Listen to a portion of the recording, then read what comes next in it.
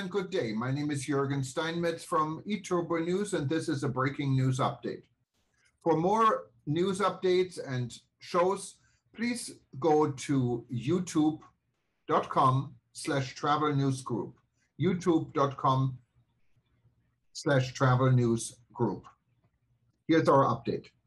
Frontier, JetBlue is not telling you the truth. Frontier Group Holdings, Inc., parent company of Frontier Airlines, Inc., today issued the following statement regarding Frontier's proposed merger with Spirit.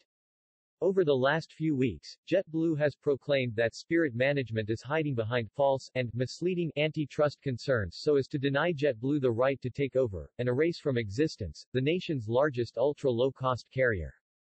JetBlue is not telling you the truth. A Spirit acquisition by JetBlue would lead to a dead end, a fact that no amount of money, bluster, or misdirection will change.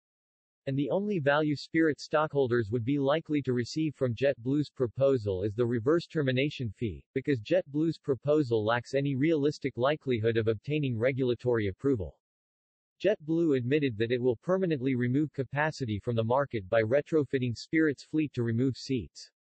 Antitrust lawyers call that an output restriction, and it is fatal to JetBlue's bid.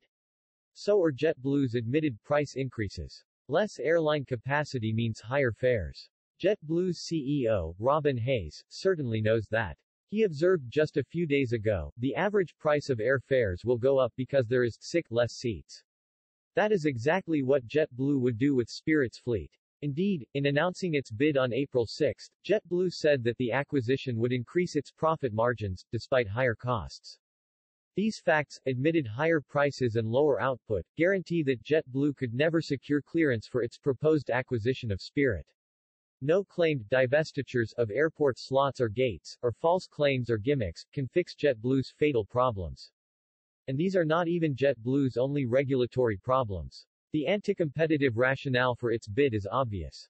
JetBlue even admitted it, stating in its 2021 10-K that the Frontier-Spirit deal is a threat to JetBlue's competitiveness, and an example of a merger that could cause fares of our competitors to be reduced. Mr. Hayes later conceded that the timing of JetBlue's bid was definitely driven by the announcement of the proposed ULCC merger. Then there is the U.S. Department of Justice's pending lawsuit against JetBlue to block its Northeast alliance with American Airlines. Despite assuring everyone, including Spirit shareholders, that a transaction would spread the mythical, so-called JetBlue effect, Mr. Hayes previously admitted the DOJ's reason for bringing the NEA lawsuit. DOJ believes that Americans' influence will bring an end to the JetBlue effect. The DOJ has therefore already disputed JetBlue's arguments for a transaction. And, contrary to Mr. Hayes' assertion that the NEA litigation will be resolved shortly, and thus will have no effect either way on the JetBlue-Spirit acquisition, it will surely take years to resolve the NEA litigation, through trial and all inevitable appeals. While Spirit shareholders wait for what, exactly? A breakup fee, years later, out of the illusory JetBlue bid? For weeks, JetBlue has filled the airwaves with noise. It has shared an astonishing array of misleading claims, all while ignoring obvious and lethal antitrust problems. Indeed, just yesterday, JetBlue claimed that outside experts agree that, within the current administration, our transaction has a similar chance as Frontier in gaining approval. For JetBlue includes no source, of course, so the outside experts it appears to be talking about its very own JetBlue hired antitrust lawyer.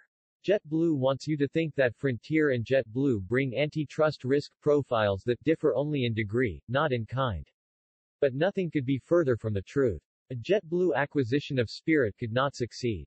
A Frontier-Spirit merger is entirely different. Our transaction will increase output and reduce prices by bringing ultra-low fares to more routes in competition with larger, higher-cost, higher-fare airlines.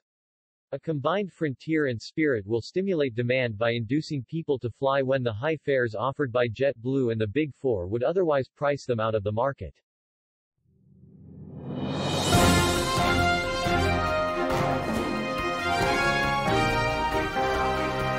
Thank you for listening to our news update. There's more on youtube.com/travel news group, or you can read us, of course, in going to our news portal at eTurboNews.com or travelnews.online.